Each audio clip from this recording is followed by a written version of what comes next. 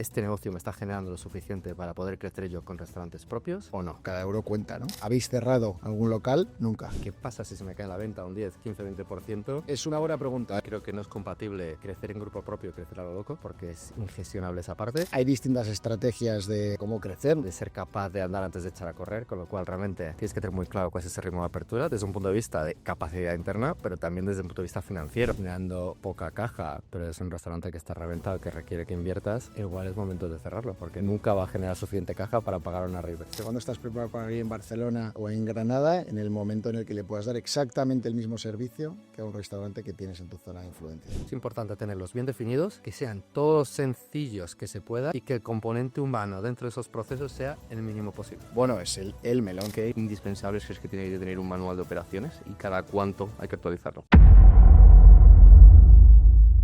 Bienvenido a este debate de Talent. Hoy tenemos un debate súper interesante en el que vamos a hablar sobre los 10 mandamientos de crecimiento en grupo en el negocio de la hostelería. Tengo a mi derecha a Alejandro, que es el director general o CEO de Goico, una compañía que no necesita ningún tipo de presentación, y a mi izquierda tengo a Bruno, que es el director general de Grosso Napoletano, que tampoco necesita ninguna presentación. Ahora somos Talent y nos dedicamos a identificar a los líderes de sectores clave de la economía, personas con el potencial de afinar las habilidades de aquellos que buscan el camino hacia la grandeza. En Talent sabemos quiénes son los que transforman la realidad con su talento y los vamos a convencer para que tú puedas aprender de ellos. Entra al mundo donde la originalidad y la destreza se fusionan, porque cuando la meta y el camino se encuentran, suceden cosas extraordinarias. Así que vamos a por ello. Si quieres empezar tú, Alejandro, que ya vienes con las cuerdas vocales calientes del podcast anterior. Empezamos con el primer mandamiento para tener un negocio sólido en formato monomarca. A ver, si es que Bruno y yo estuvimos hablando de esto de los 10 mandamientos. Yo me quedé en 8 y me aportó 2, pero... pero creo que es importante primero mirarlo en buckets, ¿vale? Porque al final de esos 10, nosotros creemos que hay 4 categorías importantes, ¿no? Y la primera de ellas es killer question casi, ¿no? Que es la parte de recursos, que tengas una estrategia clara de expansión, la parte operacional y luego la parte de talento, ¿no? Entonces yo creo que el primero de todos es la parte de recursos, es decir, cash is king, ¿no? De toda la vida. Y yo te lo puedo decir porque vengo de un mundo donde en la vida, en 8 años, menciono la palabra caja y aquí la menciono 15 veces al día, ¿no? De no tenemos caja, no tenemos caja. Entonces, por contexto, porque hay gente que a lo mejor no ha visto el podcast anterior. Exacto. Has estado en Burger King y en McDonald's. Efectivamente. Y os dedicabais a franquiciar. Entonces, la caja no era... Entonces, mucho problema de caja no había. Y es verdad que cuando te juntas en empresas como las nuestras, pues es mucho más complicado, ¿no? Porque al final pues tienes que tener una financiación, la caja que generas muchas veces no es suficiente para crecer como tienes que crecer. Y yo creo que ese es el primer filtro. Es decir, lo que tienes que saber es, ¿este negocio me está generando lo suficiente para poder crecer yo con restaurantes propios o no? ¿No? Y a partir de ahí ya va todo lo demás. Pero si no, es momento de que te replantees y que igual lo que tiene sentido es que crezcas con franquiciados. Uh-huh. ¿Segundo mandamiento? Bueno, ¿Quieres comentar sí, esto? Totalmente de acuerdo, ¿no? Yo creo que lo compartimos, tenemos una situación muy similar, porque las tensiones de caja no se generan porque seas grande o pequeño, se generan simplemente por cómo de equilibrada está tu ambición de expansión con respecto a lo que tú generas, ¿no? Entonces ellos, en el caso de Goico, que tienen un volumen sustancial de negocio mayor que el nuestro, pueden enfrentarse a los mismos retos también de cara a abordar un plan de expansión, ¿no? Al final, cuando tú vas a plantearte una expansión con restaurantes propios, más allá de, por supuesto, haber validado, que luego hablaremos de ello, ¿no? De que el modelo es efectivamente escalable, es quién lo paga, ¿no? ¿Cómo se paga todo esto? Y luego depende cómo estreses sobre la masa crítica de locales que tú tienes en un momento, cómo estreses con nuevas aperturas, es lo que te va a determinar la caja. Efectivamente es mandatorio, obligatorio revisarlo, no te digo que a diario, pero muy a menudo, porque cada euro cuenta, ¿no? Y además quieres alocarlo en el sitio correcto y por eso es muy importante. Sobre todo tienes que relacionarlo con el plan de expansión. ¿Cuánto cash collected tengo que tener para poder financiar las aperturas que tengo que...? Sin ninguna duda, es algo fundamental. Y luego ya no solo eso, sino esas aperturas que tú las presupuestas y las dimensionas con un volumen de negocio, si te van a generar la caja que estás estimando que te van a generar, ¿no? Que eso es otro tema que podemos hablar. El segundo es cómo en esa situación también, yo diría, en el momento en el que te planteas, ¿tienes caja para abrir? y va relacionado con esto último que he dicho, ¿no? Una vez se ponen a rodar esas aperturas, cómo te aseguras de que generan los recursos necesarios para seguir que la rueda siga, ¿no? Y al final puedes encontrarte con situaciones en las que alguna apertura está performando, está funcionando por debajo de lo que tú hayas podido estimar, y entonces ya la tensión de caja te viene no porque no hayas tenido dinero para generar nuevas oportunidades, sino porque las nuevas oportunidades te están quemando caja, ¿no? Entonces ahí está la difícil decisión, ¿no? Que a nosotros en nuestro caso nos preguntan mucho de ¿habéis cerrado algún local? Pues hasta ahora no lo hemos hecho, es la realidad. También aprendes... Nunca. Un segundo, sé que el episodio está siendo muy interesante, pero tengo una cosa muy importante que contarte. Este podcast está patrocinado por Honey, uno de nuestros grandes colaboradores en Talent. Honey es la plataforma para pedir y pagar desde la mesa en cualquier restaurante más utilizada de España. Reduce hasta 70 horas de trabajo al mes, aumenta hasta en un 30% la facturación y agiliza el servicio eliminando esperas y errores en cualquier servicio. Con Honey, los dueños de negocios de hostelería pueden olvidarse de la falta de personal y del caos diario. Con esto pueden centrarse en lo que de verdad les apasiona, que es servir platos increíbles y cumplir los objetivos de su negocio. Ha sido y es una de las empresas con las que más colaboramos en Talent. Si estás listo para dar el salto con tu negocio de hostelería, te dejamos un enlace en la descripción para que conozcas más sobre Honey. Seguimos con este episodio. Hostia, me acuerdo que dice esta pregunta Enrique Tomás, que tiene 153 locales, si no me falla la memoria.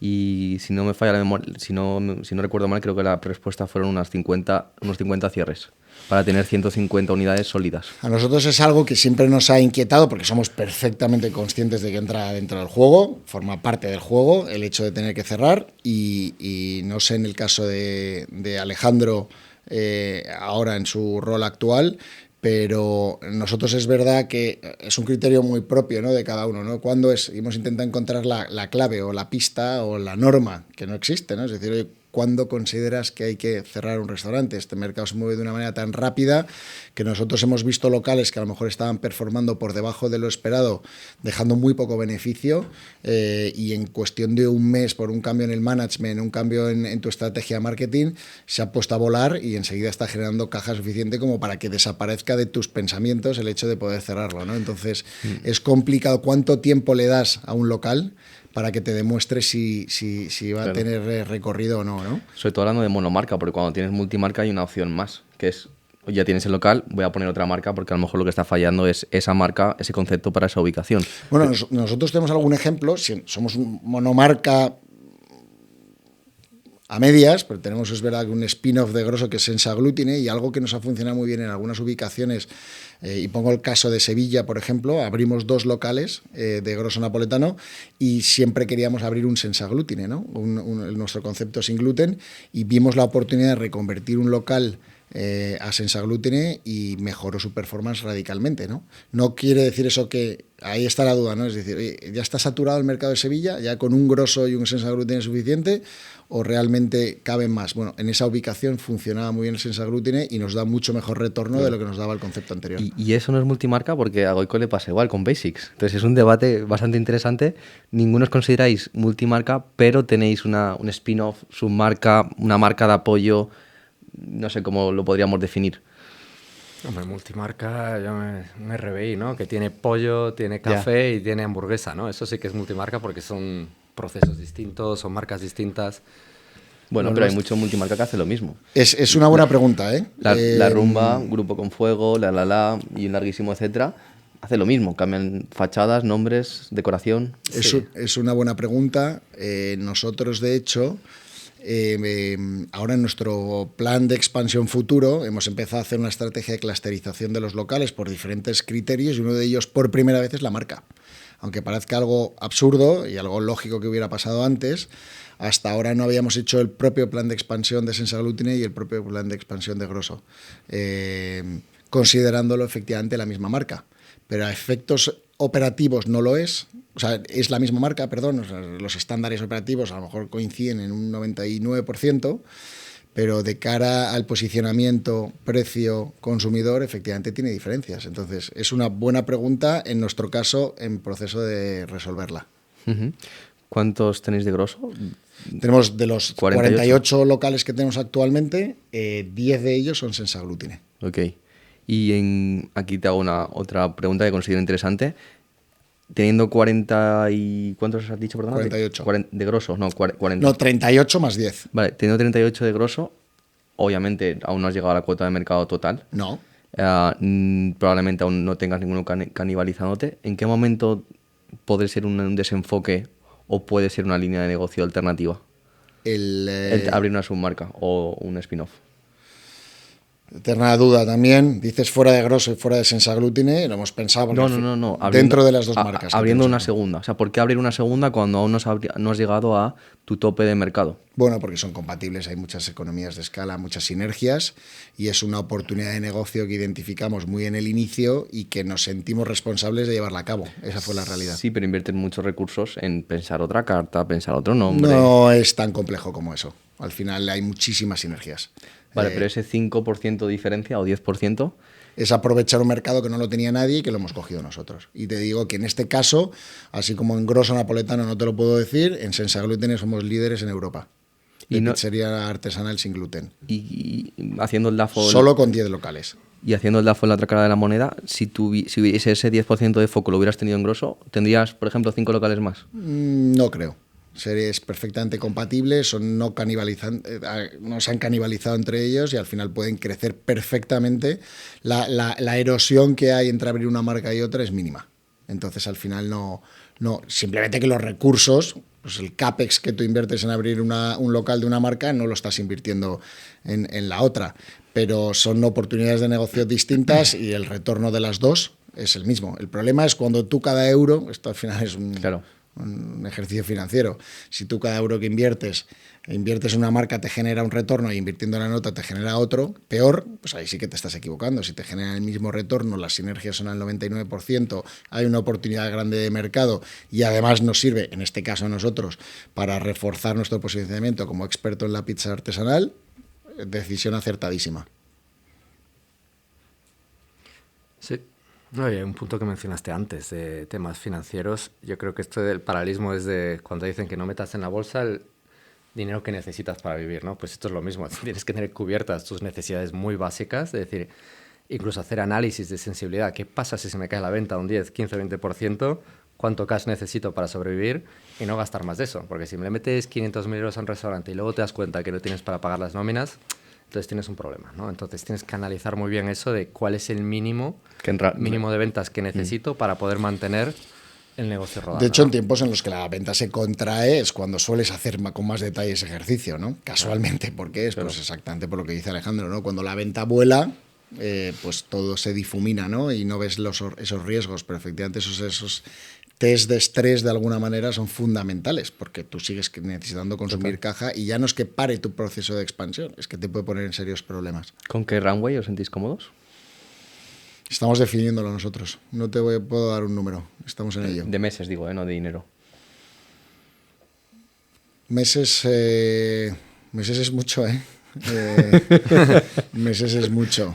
Estamos en ello. Yo te diría que en torno a los 3 meses. Ok. ¿Runway siendo? Runway, si para la compañía, ¿cuántos meses puedo cubrir todos los costes? No sé, tío, eso es volver al COVID, paso. No sé. Vale, pero vamos a seguir. Lo que pasa es que luego, con una estructura actual, luego ahí tienes mucho margen de maniobra, ¿no? O sea, es decir, claro. O sea, nosotros para el ratio de los 3 meses es que siempre haya caja suficiente para soportar 3 meses de coste, con venta cero, que es poco probable. Para que luego digan que el emprendimiento no es un deporte de riesgo, ¿eh? Lo es. 3 meses de vida nos dan. Pues no es así exactamente, no es así, si no estaría tan tranquilo, dormiría mucho peor de lo que duermo. Vale, vamos al tercer mandamiento. Yo creo que el tercero ya va sobre el bucket de la parte de tener una estrategia clara de expansión, ¿no? Que lo decíamos antes y hay dos. Yo creo que una es la parte de tener esa estrategia clara y luego la parte de limitar el riesgo, ¿no? De no volverte loco. Y la parte de la estrategia, y ahí Bruno complementa, hablábamos antes de la parte de la mancha de aceite, es decir, creo que no es compatible crecer en grupo propio y crecer a lo loco, porque es ingestionable esa parte. El ritmo de apertura, ¿no? Hablábamos antes también de ser capaz de andar antes de echar a correr, con lo cual realmente tienes que tener muy claro cuál es ese ritmo de apertura desde un punto de vista de capacidad interna, pero también desde un punto de vista financiero. Es decir, no porque las cosas vayan bien durante un año, puedes pasar de 10 a 20, porque igual te gastas la pasta en 20 y pones en riesgo el resto del negocio, ¿no? Entonces, ¿cuál es ese ritmo de apertura ideal? Y la consistencia del negocio, ¿no? De evitar esa tentación en cambios drásticos, ¿no? Que a veces le puedes confundir con, como hablábamos antes, de un spin-off. ¿Algún spin-off? ¿Eso es un cambio drástico? ¿Es una evolución? Claro. ¿O es escuchar al negocio, al consumidor? Entonces, tienes que tenerlo muy claro, pero también tener la capacidad de ir evolucionando, ¿no? Justo, lo hablábamos el otro día, ¿no? Yo creo que ese punto de... yo creo, hay distintas estrategias de cómo crecer. Nosotros es verdad que asumiendo un riesgo, siendo conscientes del mismo, decidimos deslocalizar bastante la expansión, yendo a ciudades, a capitales de provincia, para intentar copar un mercado, ser los primeros en llegar, sabiendo que eso implica los riesgos que dice Alejandro, ¿no? Sí que es cierto que consideramos que ya teníamos una estructura, una capacidad operativa para poder llevarlo a cabo.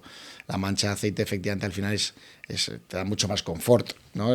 Tienes bajo, es menos exigente en costes, tienes todo bajo control, pero sí que es cierto de alguna forma, y yo por eso aquí tengo opiniones encontradas contra mí mismo y le doy muchas vueltas, y es en el momento en el que tú, aunque sea dentro de la misma ciudad, dentro de la misma ubicación, dentro de la misma provincia, comunidad autónoma, región, me da lo mismo, tú tienes que crear los mismos mecanismos de control porque igualmente no vas a estar encima del negocio todos los días. Entonces, sí, te facilita, evidentemente a nivel eficiencia, porque tú puedes tener, por ejemplo, un área manager que cubra toda la región de Madrid, te pueda cubrir, o dos área managers que te cubran la región de Madrid, pero tienes menos costes de desplazamiento, de supervisión, tienes una serie de eficiencias, claramente, pero los mecanismos y los ways of working, la forma en la que tú tienes de supervisar el rendimiento de un local o el funcionamiento de un local tienen que ser los mismos, ¿no? Auditorías. Tienes que estar preparado, o sea, tienes que pensar siempre, ponerte en la peor situación. ¿Y cuál es la peor situación? Pues abrir un local donde efectivamente no puedas ir, ¿no? De lo lejos que está,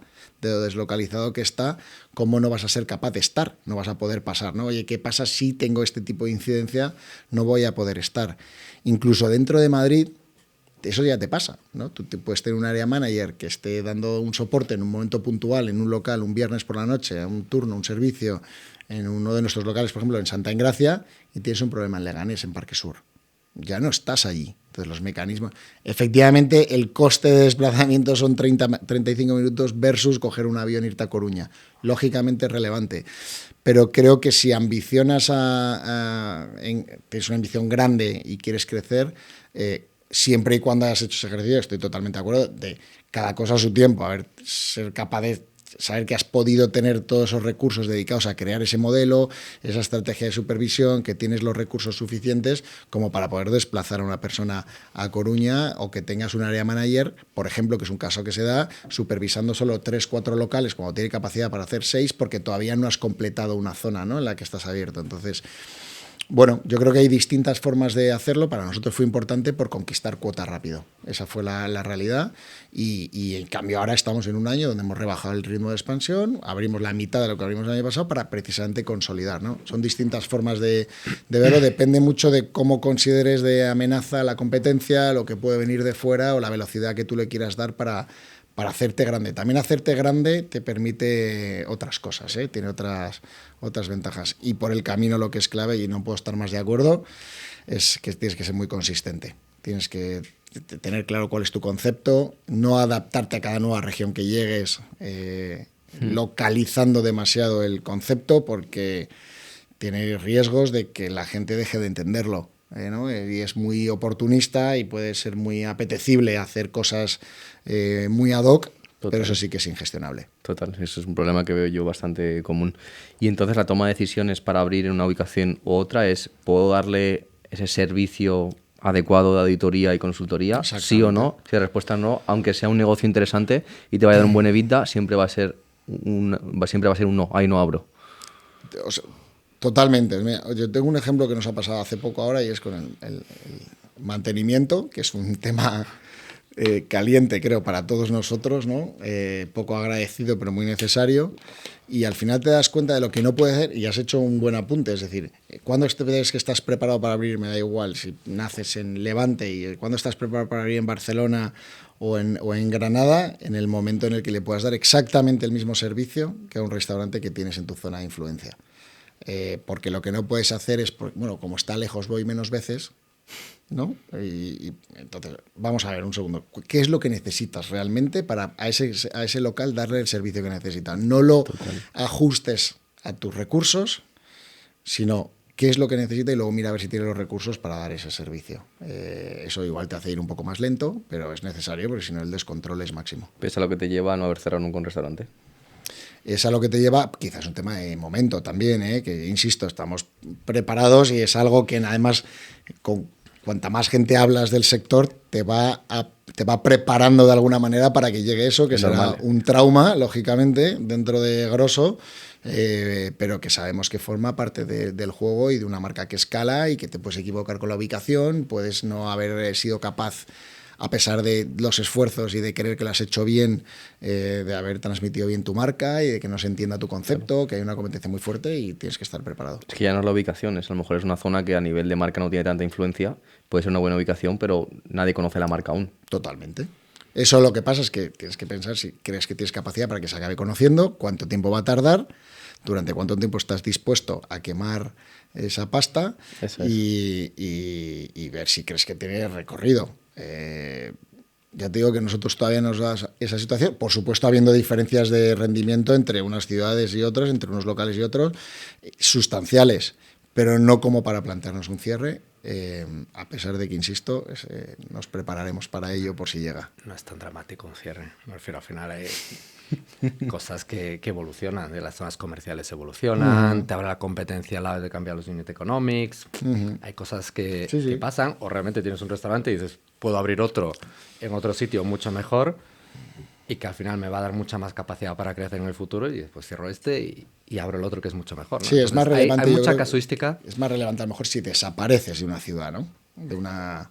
Eso ya sí que puede ser algo más trauma, ¿no? El hecho de decir, oye, he puesto, ¿no?, mi bandera en Badajoz. Badajoz. Pero al final es ego, porque si es más rentable en otro sitio. Sí, hay quien te dice que cierra lo más rápido que puedas, ¿eh? Totalmente. Lo que nadie te dice es cuándo decide cerrar. ¿Por qué es? ¿Porque es dilutivo ese local en tu margen o porque realmente te está haciendo perder pasta? Son dos cosas distintas. Hay dos visiones diferentes, ¿no? El hecho de que tengas un local que te da menos margen de tu media ya es dilutivo. Estás poniendo recursos ahí que no te devuelven lo mismo que otro. Coste de oportunidad. Sí, pero te está generando beneficio. Y ya tienes una inversión hecha, tienes que recoger esa pasta. Obviamente, si estás aún con el ROI del CAPEX, ¿qué vas a hacer? Bueno, no lo sé. Si estás en positivo. Depende el OPEX que estés gastando también en supervisar ese negocio, ¿no? Bueno, entonces, teniendo en cuenta que es positivo el margen operativo. Yo, desde luego, con el restaurante con margen positivo, nosotros no cerramos. Claro. Si está generando caja, total. No sé. Ahora bien, si está generando poca caja, pero es un restaurante que está reventado, que requiere que inviertas, creo, igual es momento de cerrarlo, porque nunca va a generar suficiente caja para pagar una reinversión. Una reinversión, efectivamente. Entonces, bueno, que son casuísticas. Y se va deteriorando la imagen de marca. Exacto, no estás dando la experiencia que quieres, entonces estás mal viviendo en un sitio, dando una experiencia regulera para quedarte como estás, aparte del esfuerzo que le requiere a la organización, ¿no?, el mantener eso. Entonces, bueno, por eso digo, hay filosofías y hay momentos y... Incluso momentos, efectivamente. Sí. ¿Mancha de aceite o no? Aquí Bruno opina que no. Sí. No, yo defiendo y entiendo la mancha de aceite perfectamente, pero creo que depende mucho de la categoría en la que estés, de la capacidad que creas que tienes y el riesgo que estás dispuesto a asumir. Y también yo creo que tú tienes una casuística muy concreta que no la tiene Alejandro o que Goico no la tuvo en sus inicios, y es la divulgación del tipo de producto que tú tienes. Exacto. Entonces, o lo haces tú o lo hace otro. Eso me recuerda a un buen amigo, Pedro Huelbaum, que fue el creador de la pollería y la collería. Sí. Entonces, o lo hacía él o le copiaron, que fue lo que terminó pasando. Entonces, creo que es un buen símil. Bueno, para nosotros te diría que fue el driver principal para decidir la estrategia que llevamos a cabo en el 22-23 especialmente, donde prácticamente duplicamos nuestro número de locales. Fue exactamente esa, ¿no? Es decir, oye, hay gente haciendo las cosas muy bien en Europa, probablemente, y siendo conscientes, participadas por fondos con apetito por invertir en España. Hay una labor efectivamente didáctica o de divulgación sobre un producto para intentar abrir una nueva categoría. No sé si una nueva categoría, eso sí que le pasó a Goico en su momento, ¿no? El reivindicar esa, ¿no? La calidad de una hamburguesa distinta, no me gusta llamarla premium, pero elevar un poco el estándar de producto. Pero en nuestro caso, consideramos que era importante efectivamente en ciertas regiones donde luego además hay buena competencia local, hay gente que está haciendo muy bien las cosas a nivel local, con grupos pequeños o pizzerías independientes o grupos de 2, 3 pizzerías que están haciendo las cosas muy bien y que necesitamos llegar ahí cuanto antes, que se entienda y aprovechar el momentum también. Acabamos de ser reconocidos como la mejor cadena de pizza artesanal del mundo por 50 Top. Y creemos que era capitalizarlo en donde no estábamos, asumiendo riesgos, sí, claro que sí. Entonces no mancha de aceite, ¿no? Sí, mancha de aceite, sí. A ver, yo creo que esto es casi binario, ¿eh? Me refiero, no es que sea una mancha de aceite o así, sino que es crezco. Creo que es importante mantener el control mientras defines precisamente esas normas, esas KPIs, esos procesos, es importante que estés controlándolo 100%. tú encima de ello, ¿sí? Una vez que ya tienes bien definido eso, ya la mancha de aceite puede crecer todo lo rápido que quieras. O sea, no es que tenga que ser mancha de aceite poco a poco, sino que es muy importante ese principio que tú definas bien tu concepto, tus procesos, todo, sin que se te vaya de madre, y luego ya puedes irte a Coruña al día siguiente. Como decía Bruno, donde puedas auditar. Exacto, pero no en el día 1 abro uno en Madrid, abro otro en Coruña, porque eso sí que es eso está claro. Ingobernable. Y luego, ¿qué es mancha de aceite? ¿Abrir en Toledo antes que en Barcelona, que está más cerca de Madrid o no? Claro. Hombre, Pregunto, si tu mismo equipo de Madrid puede atenderlo y si tienes obrador y puede llegar hasta ahí, para mí eso sería mancha de aceite. Para mí entonces te digo mancha de aceite no. Clarísimamente. Bueno, es un coste de oportunidad, obviamente. No, quiero decir, es que ¿cuánto tiempo vas a tardar en llegar a Barcelona entonces? Es muy absurdo lo que te estoy diciendo. Hay que echar mucho aceite, ¿no? Hay que echar mucho aceite. Entonces, y por el camino te vas a dejar margen, te vas a dejar oportunidad de mercado. Nosotros llegamos a Barcelona va volando para nosotros, vamos a abrir otro local dentro de 10 días y nos caben 6, 7, 8 más. Si no hubiésemos... Son manchas de aceite.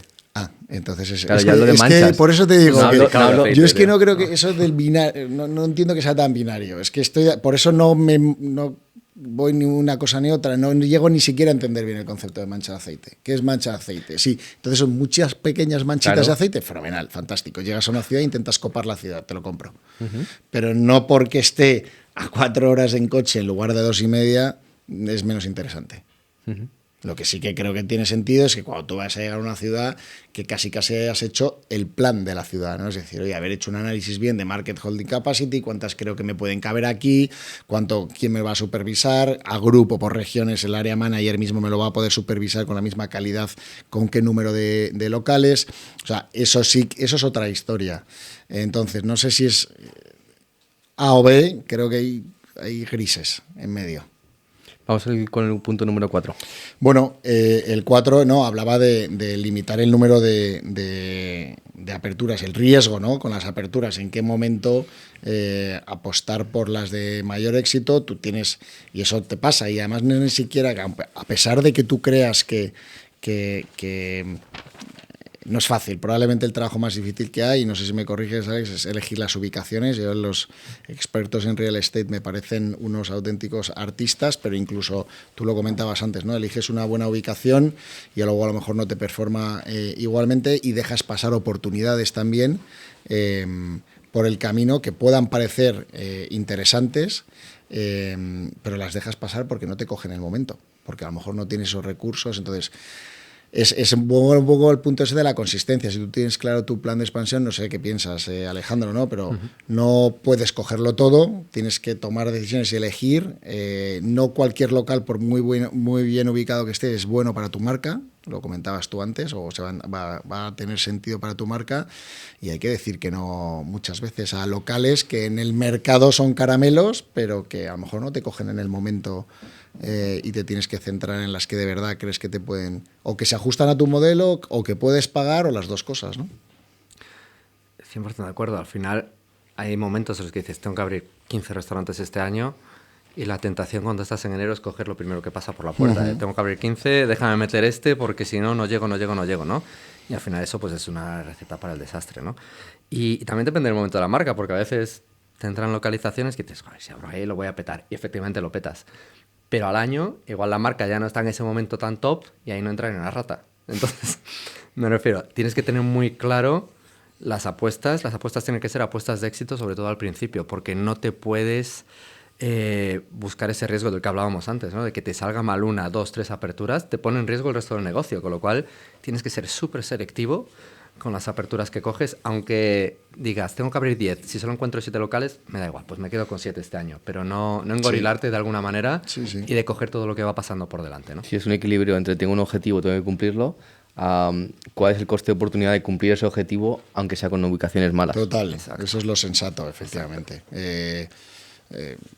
Nosotros, por ejemplo, este año, ¿no? Viniendo de esa expansión tan grande en el 23, como que el cuerpo te pide más, ¿no? Es decir, oye, más estoy digiriéndolas, ok, pero tengo la capacidad y al final lo que decidimos es que va a ser un año de consolidación, de optimización, de máxima eficiencia, de asegurar el siguiente momento y solo coger lo que de verdad consideramos que eran oportunidades claras. Sin objetivo, sin ninguna unidad. Sin ningún objetivo.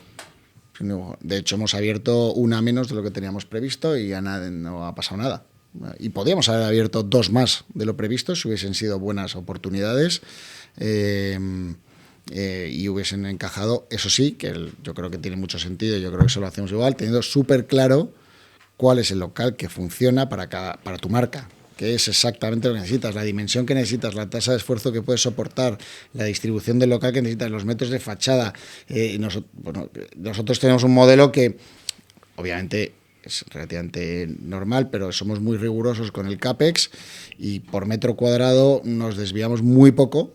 Y si además tampoco nos desviamos en firmar locales que tengan 50 o 60 metros que nosotros nos sobran y por los que vamos a pagar, no lo cogemos. Entonces, si tú tienes claro el tamaño del local que necesitas o lo que estás dispuesto a pagar, tienes clara la inversión que te va a requerir ese local, entra en tu modelo un poco de payback aproximado, con un supuesto de facturación, evidentemente, el forecast de ventas que tú hagas.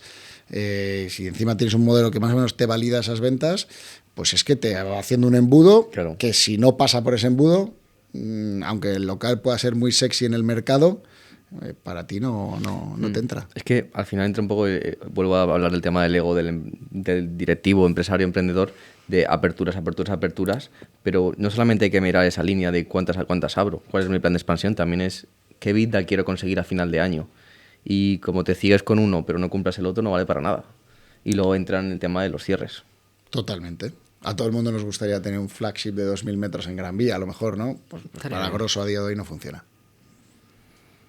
Muy interesante. Sí. ¿Vamos al punto 5? Vamos al punto 5. Yo creo que es momento de inaugurar ya el bucket de las operaciones, ¿no? Que yo creo que venimos hablando indirectamente de todo eso, pero yo creo que lo primero que tenemos que tener es, como decía Bruno, los procesos claros, los procesos sencillos, bien definidos, porque te vas a encontrar con el problema de que el equipo de 10 personas que tengas el día 1 va a rotar completamente en el año 1, ¿no? Entonces, digamos, tú les puedes enseñar todo, les puedes tener formando en restaurantes, etcétera, etcétera, que al año, de los que empezaron, no va a haber ni uno, ¿sí? Normalmente, por norma general, la rotación en este negocio es altísima, ¿no? Y si además tienes procesos complicados, es mucho más difícil formarlos, con lo cual es importante tenerlos bien definidos, que sean todos los sencillos que se pueda y que el componente humano dentro de esos procesos sea el mínimo posible, ¿sí? Y eso es muy importante. Y de hecho, estaba ayer, es decir, le di a mi director de operaciones el manual de McDonald's de 1960, que estaba con mecanografiado y todo eso, y ponía cosas como hasta el gerente de restaurante ha de pasar 15 minutos sentado haciendo no sé qué, se ha de levantar y ha de ir a la sala, no sé qué. Cuando sea el cierre, no se olvide usted de cerrar con llave. Es decir, cosas tan básicas que tienes que tenerlo todo súper bien definido porque es muy importante.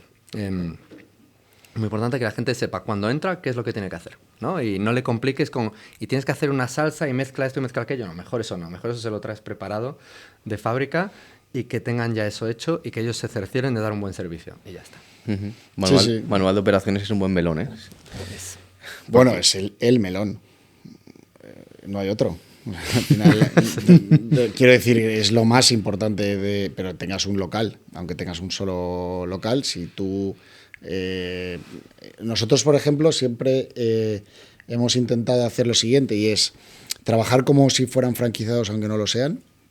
Nuestras unidades de negocio son propias, pero trabajamos como si fueran franquicia, les prestamos un servicio y tiene que ser de máximo nivel, porque el franquiciado, y pensando además que el franquiciado no ha operado nunca un restaurante, que no digo que sea el día de mañana si franquiciamos lo que vayamos a buscar como franquiciado, ¿no? Pero intentar funcione así. Luego, los simples sí, pero los nuestros son muy completos, y lo que decía Alejandro, llegando incluso en un momento dado al absurdo de cómo hay que encender una luz, cómo hay que poner la alarma, cómo hay que cerrar una bolsa de basura, cómo hay que cortar un limón. Bueno, al final es intentar estandarizar al máximo. Luego, evidentemente, el propio día a día y el sistema pone el foco en los que son realmente relevantes, ¿no?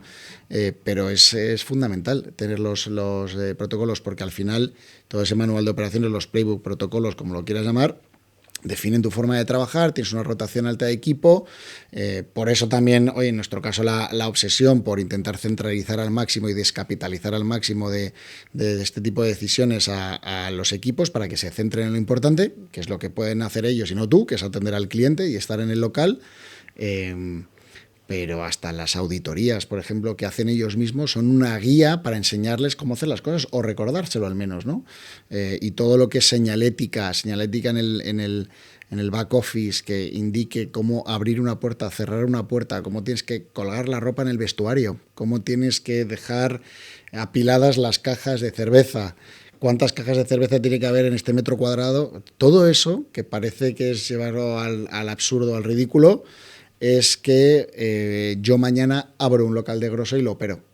Y no lo hago habitualmente, pero podría hacerlo. Y tú también, y muchos de los que nos están escuchando también, porque está o pretende estar a un nivel de estandarización que el proceso de formación es corto y puedes estar operando. No te digo ser el mejor operándolo, pero los basics los tienes.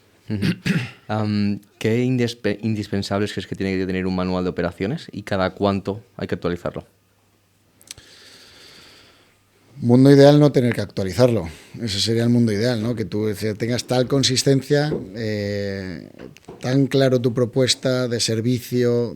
Nosotros tenemos como en cuatro partes fundamentales. Una, la parte de producto, que es donde entra toda la parte de el speech sobre la marca y el producto, el origen de los ingredientes, una parte de recetas, learning cards, que llamamos nosotros, con soporte de vídeo, donde se ve perfectamente cómo se prepara. Tenemos toda la parte de seguridad alimentaria y de cómo actuar ante un caso si lo hubiera. Toda la parte de servicio, que es todo el protocolo de servicio. Me resulta muy complicado separar cuál es una parte. Lo que hay que intentar es que tengan o agrupen todo lo necesario y solo lo necesario, efectivamente, de lo que tienen que hacer. O sea, yo creo que primero hay una reflexión de qué tareas pones en el local, y esas tienen que estar todas son clave. Si no, si hay alguna tarea que tiene el local que no es clave, no le pertenece al local, o debería salir de la responsabilidad del local, y debería salir incluso del manual de operaciones. En todo caso, estará en el manual de headquarters o de oficina. No soy capaz de decirte una tarea o cuál es más importante, porque todo lo que está en un manual de operaciones de los equipos de nuestros restaurantes es fundamental. Y si no, insisto, repito, debería estar fuera. Fuera de las tareas, no del manual. ¿Indispensables que tú consideras en un manual de operaciones? A ver, toda la parte, yo creo que relativa al food safety, a cómo crear el producto, ¿no? Al final es lo que te diferencia. Y luego la otra parte, la de atender al cliente, pues yo creo que es una parte que va evolucionando también con la tecnología, ¿no? De decir, oye, pues ahora puedes hacer pedido por el teléfono, ahora tienes esto, ahora tienes aquello. También eso sí que va evolucionando en un manual, ¿no? Pero para mí la parte crítica, la parte que es diferencial de Goico, la que puede ser de Grosso, es el qué producto haces, cómo lo haces y cómo te aseguras de que el food safety se cumple al 100%, ¿no? Entonces, eso sí que es crítico. Y luego ya al atender, pues oye, cada uno tiene su manera de hacer las cosas, obviamente tenemos nuestros procesos, pero lo crítico, lo que puede hacer que una marca realmente caiga o no caiga, es la parte de la cocina, te diría. Sí, pero que al final tú vas a Goico y vas a grosso, no solo por supuesto, food safety, o sea, hay temas legales, normativos, que son básicos, ¿no? APCC, manual de operación. Por supuesto, o sea, toda la parte de seguridad alimentaria, toda la parte incluso de PRL o te diría que incluso urbanismo, ¿no? Es decir, oye, tú tienes un espacio delimitado para tu terraza, no puedes ponerla fuera, te puede ir la policía y ponerte una sanción o clausurar. Todo lo normativo, evidentemente, son como los higiénicos, los básicos. Pero tú vas a Goico, vas a Grosso, también vas por el producto, pero vas por el servicio, vas por la experiencia, vas por la música que escuchas, por la decoración del local, por cómo está de limpio el baño, pues que las plantas estén regadas, porque el suelo esté limpio. Entonces, todo es básico. O sea, en los 18 euros de ticket medio de Grosso está todo. Uh-huh. Y en el caso de Goico también. Vamos al mandamiento número 6. Bueno, para mí está muy relacionado con esto que estamos hablando, ¿no? Es decir, en el momento de tú tienes estandarizadas tus operaciones, has definido tu manual, no vas a estar, ¿no? Estamos hablando de escalar, de crecer, de cómo controlar, elige los KPIs. Los KPIs que en la distancia te van a devolver con la mayor certeza posible cómo está funcionando un local, ¿no? Lo hablábamos en otro momento, ¿no? Pues un indicador clave es la satisfacción cliente, ¿no? El NPS para nosotros es fundamental y te dice cómo está funcionando, te da mucha información de cómo está funcionando el local, ¿no? Todo la escucha que hagamos de manera activa de las críticas, reviews que haya en las plataformas tipo Google My Business, pues es fundamental.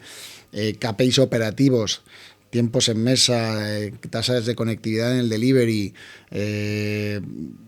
ticket medio, por supuesto, mix de venta, muchos indicadores, por supuesto, ya más financieros, ¿no? Como el coste personal, el coste de materia prima. Al final es lo que casi, y exagero, porque al final el contacto físico, la presencia y las personas son importantes, pero casi desde un Excel eres capaz de ver por lo menos dónde está la prioridad, ¿no? De los 50 locales que tenemos nosotros en un Excel sabemos dónde están los problemas y una vez te metes en ese local con un buen seguimiento, los KPIs bien elegidos, también sabes dónde actuar. Y lo importante también, que a nosotros nos ha pasado durante un tiempo, es intentar no emborracharte tampoco de KPIs, ¿no? Porque ya, antes lo hablábamos, de tener... Tú tenías 8, ¿no? ¿Era? O... Yo 4 o 5 que miro, sí. 4 o 5. Sí, yo miro 4 o 5 también. ¿Serán los mismos o diferentes? No, para mí NPS es clave, coste personal, el coste de materia prima. El ticket medio, fíjate que para mí no es tan relevante porque hay mucha diferencia en el tipo de local y dónde estén los momentos de consumo. Es un local de más de mediodía, de noche, o sea, no es tan relevante. Lo miramos más en agregado. Y poco más, o sea, como relevantes para tener toda la parte que es una parte de servicio, la tasa de conectividad de delivery, o sea, cuánto el uptime que llaman las plataformas para ver cuánto tiempo estás conectado o desconectado, porque al final es como si cerraras la puerta de tu restaurante. Claro. Y luego miramos otros, pero esos son los fundamentales. No sé si seguro que tienes alguno distinto. Sí, no, nosotros lo hablamos antes, ¿no? Yo creo que hay dos cosas aquí, una, cuáles son, y la otra es que esos KPIs que tú pones al restaurante tienen que estar 100% alineados con los KPIs que yo tengo y que tiene el resto de gente, uh-huh. Y no empezar a inventarte KPIs distintos, porque al final... En cascada todo. Todo en cascada tiene que ser, que todos estemos alineados, si no puedes entrar en KPIs contradictorios, ¿no? Y te digo, si tú tienes un KPI de tiempos de servicio, de lo rápido que rotan las mesas, y le metes otro KPI de upselling, esos dos Totalmente. KPIs muchas veces chocan, porque dices, coño, ¿qué hago? ¿Lo roto rápido o le vendo un postre, no? Y no tienen claro, entonces la gente ya... peta. Entonces eso es importante. Y la otra es, pues tienes KPIs, lo que decíamos, KPIs que miras todos los días, KPIs que miras una vez al mes y otros que miras trimestralmente, ¿no? Uh-huh. A mí lo que me da la salud del negocio de manera diaria es venta comparable, número de transacciones comparables, tiempos de servicio y satisfacción. Sí, esos 4 son los que miro a diario. Al final del mes miro el coste de comida y miro cuánto coste de labor que tienen. Y luego ya una vez trimestralmente miro pero eso ya no a nivel restaurante, pero miro cómo están los atributos de salud de marca, ¿no? Pero eso ya no es a nivel restaurante. Sí, total. Pero sí, tienes que elegir qué es lo que miras y que esté 100% alineado con lo que mira toda la empresa. Si no, se vuelve loca la gente. Uh-huh. Mandamiento número 7. El número 7... De esto estabas hablando ahora mismo. Sí, que de yo no creo- volver loca a la gente, No ¿no? vuelvo con la gente, ¿no? Que va parte de la comunicación entre headquarters y locales, ¿no? Que es clave cómo generas, primero, que tengas gente, ¿no? Que pueda ser el engranaje entre lo que pasa en un local en Coruña y lo que pasa en Madrid, con lo cual tienes que tener esa parte que hace el engranaje y tener una cadencia, ¿no? Una cadencia en la que tú te tienes que meter también a nivel restaurante, porque al final tú vas a tener la foto a nivel compañía, yo sé lo que pasa en Goico, él sabrá lo que pasa en Grosso a nivel macro, a nivel mensual, etcétera, pero llega un momento en el que tienes que meter a nivel restaurante y cómo generas esos momentos de interacción, esa cadencia y que siempre haya alguien que es capaz de responderte qué es lo que está pasando en el restaurante, ¿no? Pero sin volverte loco, sin tener ni mucho flujo ni poco flujo. ¿Cuál es el flujo ideal, la cadencia ideal, ¿no? Totalmente. Para revisar qué pasa. Bueno, diría que es una de las cosas más importantes que hay. Muchas veces se habla de la formación, la formación. Antes de la formación está la información. Comunicación la interna. Comunicación interna es Y clave. sí, siempre nos centramos en la externa, cómo Sí, comunico mi marca al mundo, pero claro. sí, Nosotros ahora mismo internamente. estamos en un proyecto porque hemos modificado sustancialmente el rol de todo el equipo de operaciones, hemos hecho algunos cambios y uno de los aspectos fundamentales es redefinir las reglas de comunicación. Intentar unificar al máximo, saber cuándo puede impactar headquarters a los area managers es fundamental, porque los area managers es el nexo de unión entre, vamos a decir, ¿no?, la estrategia corporativa y el negocio. Y por supuesto es importante la bidirección de la información, ¿no? Tiene que caer bien hacia abajo y repartirse de la manera correcta.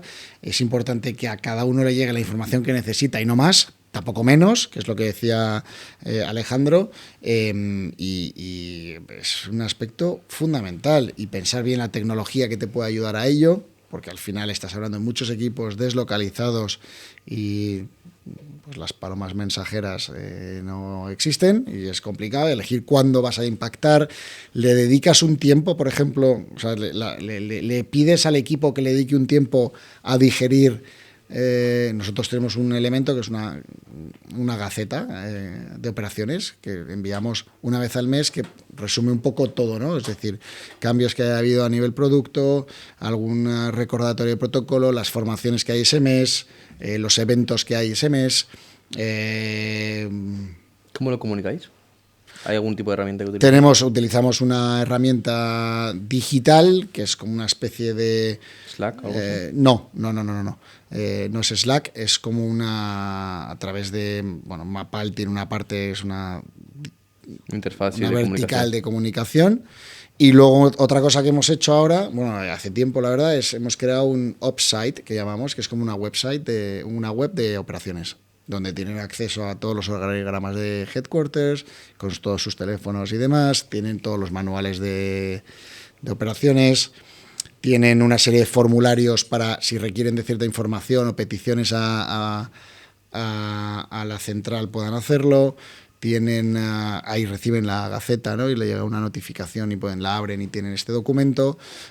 Bueno, es como una especie de portal de empleado, un portal del empleado de operaciones donde puede acudir y estamos constantemente viendo cómo mejorar lo que decía Alejandro, ¿no? El contenido, la frecuencia, quién es el emisor, si se dedica un tiempo quién es el receptor de cada información, hasta dónde la bajas, porque es complicado. Y quién y si tenemos que pensar en dejarles un espacio de tiempo, pero luego también es importante, ¿no? Nos pasa como a cualquiera, ¿no? Tú puedes recibir 12 mails, tienes que necesitar tiempo para leerlos, ¿no? Pues lo mismo para ellos que están en el servicio, si pretendes que el equipo le dedique tiempo, tienes que dedicarle un espacio de tiempo para que, oye, me lo voy a inventar, pero los lunes de 12:15, 12:45, media hora para repasar pues no sé, el mail semanal, la gaceta, el contenido X que sea, y que lo puedan digerir bien y luego lo pueda bajar bien al resto del equipo. O sea, es muy importante la comunicación, muy, muy importante. Lo es también en la oficina, en interno, obviamente, y es uno de los grandes retos que según vas creciendo siempre se va poniendo en riesgo. ¿Y esto lo hace el equipo de comunicación? No. ¿Quién lo hace? En nuestro caso lo hace, lo coordina siempre operaciones. Hay una persona de operaciones que es el enlace con los area managers y con los locales, se dedica exclusivamente a hacer esa conexión y coordina a diferentes departamentos que quieran. que quieran impactar a los locales, de lo que sea, marketing, recursos humanos, con sus formaciones, operaciones propiamente, con cambios en los manuales o con cambios operativos, productos, si hay una receta nueva que se incorpora, todo el que quiera intervenir, aparte también comunicas, haces esa parte de comunicación interna, ¿no? Nosotros tenemos premios reconocimientos del mes, tenemos, pues ahí comunicamos los objetivos y los incentivos, una serie de cosas, pero lo coordina operaciones. Ok. Vamos al mandamiento número 8. 8. Oye, estoy dándome cuenta que están todos perfectamente encadenados, porque Lo pusimos bien. mucho mejor de lo que pensaba, la No verdad. sé que lo hice yo, ¿no? Se nota que lo hiciste tú, efectivamente. Y vamos a hablar de cultura, ¿no? Que es el aspecto que envuelve todo esto, ¿no? Al final un factor fundamental. Hablábamos antes de la consistencia en el producto cuando vas creciendo, de lo importante que es o en el producto o en el modelo, ¿no? Tenerlo muy claro.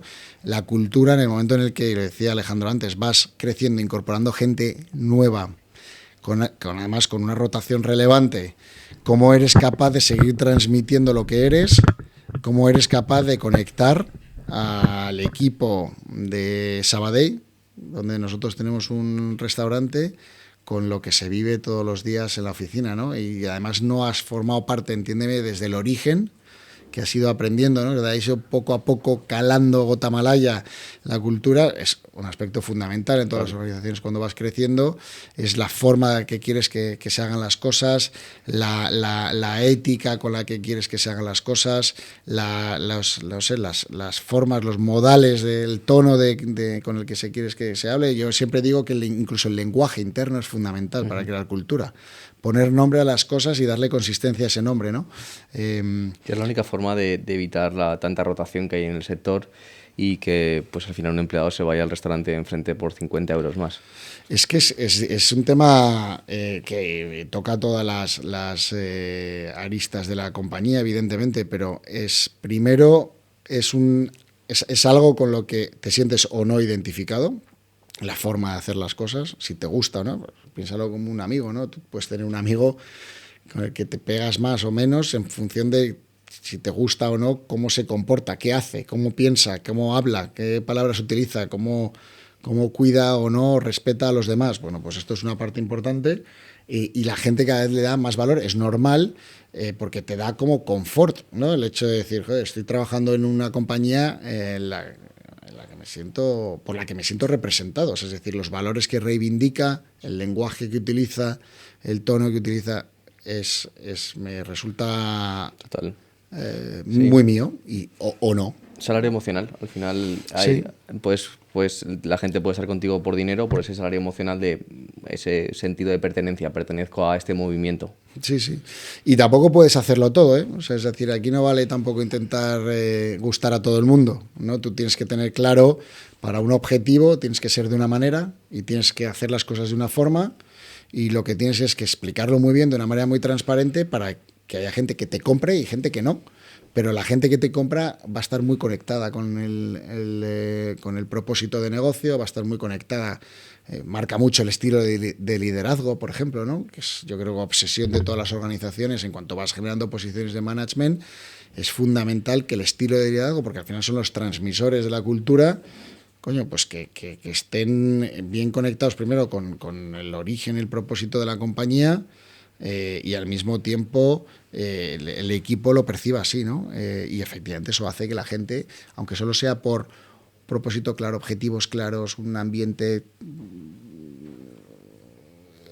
el esperado, el que esperen, ¿eh? No quiero decir mejor, peor, porque no se puede todo,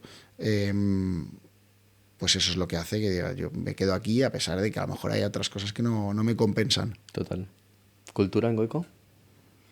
Pues como yo creo que lo discutíamos antes, al final tenemos una cultura fuerte por los orígenes que tenemos y todo eso, y es muy importante mantener esa cultura porque al final cuando estás tan disperso por la geografía, lo que decíamos, la cultura es lo que realmente te dice qué es importante para la marca y cómo tienes que actuar cuando no hay nadie supervisando, ¿no? Y transmitir esa cultura es muy importante y nosotros tenemos la suerte de que muchísima de la gente que tenemos en los restaurantes que están, digamos, en toda la periferia de España, mucha de esa gente se crió en Madrid. Son gente de venezolanos que estuvieron en Madrid y que según iban surgiendo oportunidades, pues ellos se iban moviendo por España, ¿no? Entonces tenemos esa suerte de que la cultura ya la mamaron y la van transmitiendo de alguna manera. Pero es verdad que es complicado. Cuando realmente tienes un equipo nuevo en una ciudad, ¿cómo transmites esa cultura, no? Y parte de eso, pues les tienes que dar un mes de formación o lo que sea en algunos restaurantes, que se empapen, etcétera, y luego ver cómo lo mantienes poco a poco, ¿no? Con eventos, con formaciones. Y lo que decíamos, es parte esencial de diferenciarte, ¿no? A día de hoy, digamos que la restauración podría ser un commodity, ¿no? Para cualquier trabajador. Pues trabajo aquí, voy allá, me pagan lo mismo, todos el mismo salario, y cómo creando ese purpose, ese propósito, como lo queramos llamar, te diferencias, porque ya no solo el salario, sino que es la familia que creas, es el saber que estás haciendo algo bueno para la comunidad o estás haciendo algo que es único para un cliente que no vas a conseguir en otro sitio. Entonces, todas esas cosas hay que trabajarlas y no es fácil. Es de las cosas yo creo que más complicadas Totalmente. de las que hablamos. Mira, yo me adelanto, si te parece, Nacho, porque el 9-10, estaba repasando antes, están muy conectados con esto también, y lo ha mencionado antes Alejandro, porque hablaba de, según vas creciendo, ¿no?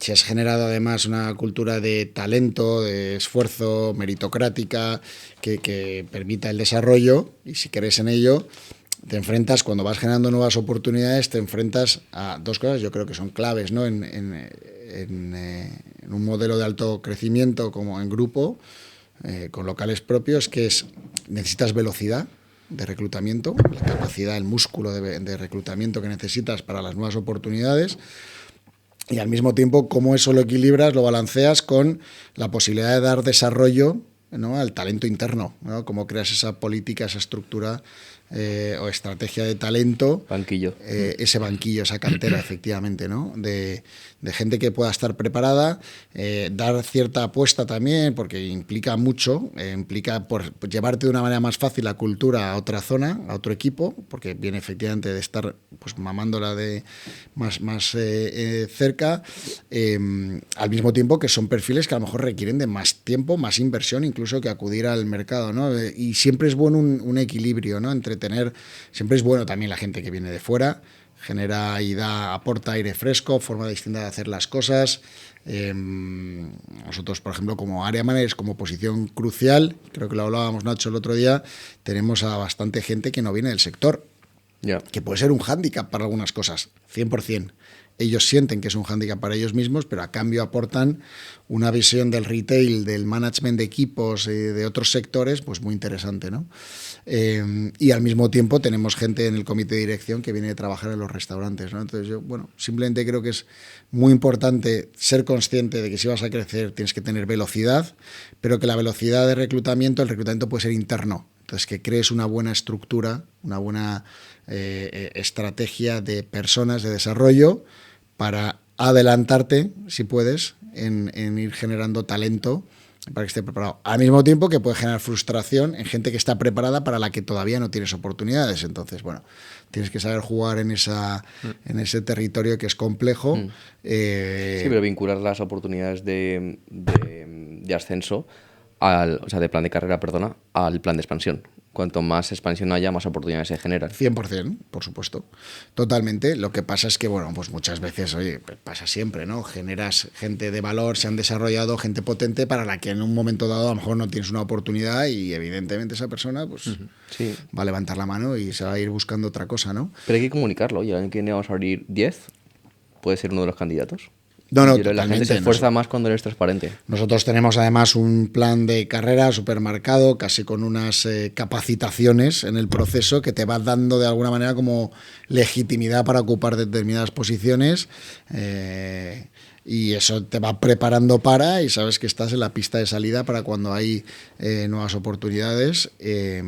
Y luego, si no, también hay otras maneras, si no surgen oportunidades en ese momento, pues siempre hay proyectos transversales, hay otros proyectos en los que pueden participar. No todo el mundo quiere crecer, eso es importante también. Ya, es algo que a mí me cuesta entender, pero que no todo el mundo quiere encontrar con ello. Nosotros, yo me acuerdo de etapa de L'Oréal, se trabajaba mucho sobre las personas, es una empresa ejemplo en este sentido, increíble, la verdad, y se hacía como una especie de mapa de talento. Tampoco voy a descubrir nada súper disruptor, pero era interesante, ¿no? Porque te posicionaba a cada uno con nombre y apellidos en un cuadrante, ¿no? Uno y el más feo es el que no quiere crecer y encima performa mal, tiene que salir, ¿no? Luego tienes... Manzana podrida, además. Exacto, sí, muchas veces lo es esa persona que a lo mejor quiere crecer pero no tiene la capacidad, no está performando bien. Bueno, pues aparte de, oye, hay una inversión por tu parte, si quieres que esa persona vaya a ocupar posiciones y no, tú no lo ves, ¿vale? La compañía no ve que tenga recorrido, pero él quiere crecer. Y luego está el que de alguna manera quiere un perfil clave en tu compañía, es clave, no puedes perderlo, pero no quiere crecer. Y luego está, evidentemente, ¿no? el que a priori todo el mundo quiere, y no es así, porque es equivocado. Como tengas todo el mundo que quiere crecer, todos buenos queriendo crecer, es un problema también. Y no hay nada peor que ascender a alguien que no performa bien y después bajarle. Nada, eso es complicado, sí.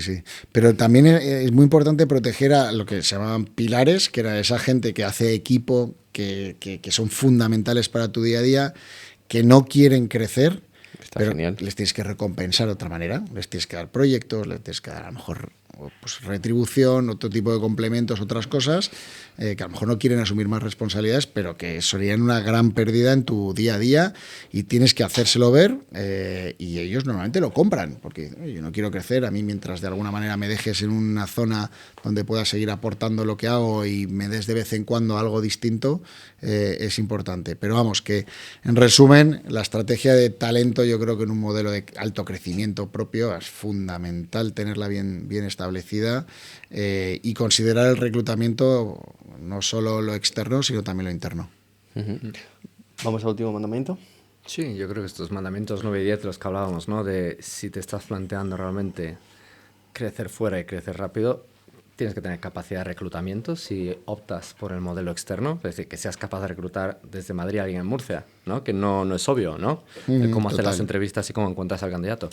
Y la otra, yo creo que la parte del talento interno, cuando hablamos de alto crecimiento, como puede ser Grosso o Goico, hay dos cosas. Una, tienes que ser valiente en formar a la gente y darle oportunidades. Es decir, no es un modelo tradicional donde te tiras 2 años de ayudante, luego pasas a no sé qué, lo tal, y en 10 años quizá llegas a manager de restaurante. Tienes que saber si hay un tío con potencial, el potencial brutal. En 2 años tiene que ser capaz de llegar a restaurant manager. Entonces hay que coger esas apuestas y no seguir un modelo puramente jerárquico de el que estaba antes es el que promociona. Tú viniendo de McKinsey y eso a ti te habrá volado el cerebro, ¿no? Efectivamente. Entonces al final va para arriba el que vale, tío. Eso está claro. Y la otra, y yo creo que lo mencionaste, es el tema de que tienes que tener muy claro quién está dispuesto a moverse, quién está dispuesto a crecer y saber dónde tienes potenciales aperturas en el próximo año o 2 años para saber cómo vas moviendo las piezas. Porque no toda la gente que es buena se quiere ir a Oviedo o a Murcia o lo que sea. Entonces, ¿cómo vas a ir cubriendo esas posiciones dependiendo del plan de expansión que tengas, ¿no? Y tener a todos con nombre y apellidos categorizados en este tío lo puedo mover, este no, este me sirve para ser ayudante de camarero, este me sirve para ser un tío de cocina o de sala. Entonces tienes que tener muy, muy claro, pero a nivel muy granular y con nombre y apellidos esto, si no, tu mapa si no vas improvisando y es un problema. Totalmente. Nosotros, igual que, vamos, lo que decía Alejandro lo hacemos nosotros, tener claro cada una de las personas del equipo si se moverían o no. Tenemos movilidad, check, cross, sí, no se va a mover, o sea, no fuerces esa situación, ahí no vas a tenerlo y quien sí, ir poco a poco hablando de las oportunidades porque siempre es una ventaja, ¿no? El poder llevar a alguien de tu equipo, como decía Alejandro, que han hecho, y yo creo que con mucho éxito Goico también, de esa parte core de un equipo muy sólido, poder llevar todas las nuevas ciudades, pues es una garantía, no solo de performance del local, sino de esa parte de cultura de la que hablábamos. ¿Y cómo consigues eso? Con retribución, ¿no? No, hay gente que directamente está deseando cambiar de ciudad, promociona, coge una posición mejor fuera, ¿no? Es crecimiento para ellos, es una oportunidad muchas veces. Una aventura. Oye, pues no para todo el mundo, efectivamente, una aventura familiar muchas veces, de moverse a otra ciudad.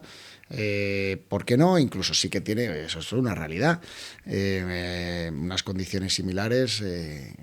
Tienen bastante más rendimiento en una ciudad más pequeña que en Madrid o en Barcelona. Ya. Y eso hay gente que le da mucho valor, como es normal. Y porque al final es retribución, de alguna forma. Claro, ¿no? claro. A un mismo salario no es lo mismo en Valladolid que en Madrid o Barcelona, ¿no? Entonces, Pasa por ahí, pero luego hay mucha gente que se mueve no solo por eso, no se mueve solo porque tenga una mejora en sus condiciones, sino porque el reto les emociona, les apetece, saben que para eso tienes que desplazarte y bueno, desde gente soltera que le supone poco trastorno hasta gente que incluso ha tomado la decisión de con su familia trasladarse a otra ciudad y empezar su nueva vida en una ciudad en la que creen que van a estar mejor. Total. Bueno, pues hemos terminado este debate con los 10 mandamientos. Sí. Muchas gracias por abrirnos. No ha habido demasiado debate, pero no nos hemos pegado lo suficiente. Todavía. Coincidimos en casi todas las cosas. Cuando Goico ponga algunos guantes en alguna batalla de estas de boxeo, entonces lo haremos. Tendré que tener el dinero para hacerlo. Todo llegará. Todo llegará. Bueno, y con esta broma cerramos. Gracias a ambos. Y supongo que haremos otro en un futuro cuando tengamos nuevos temas de conversación interesantes. Perfecto, cuando queráis. Muy gracias. Bien, un placer, gracias. Gracias.